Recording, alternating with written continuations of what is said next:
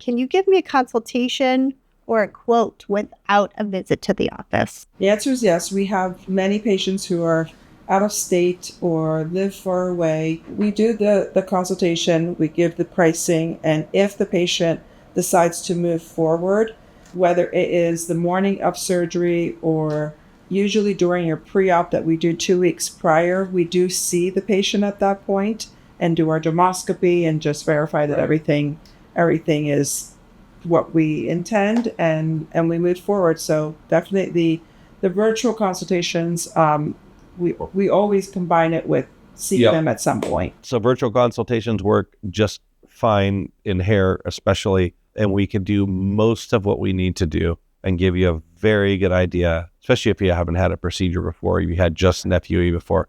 We can give you a very good idea of what it's likely to be, but then we'll want to confirm that with you in person and make sure we get the camera on your head to make sure we're not missing something. But for sure, we can do long distance.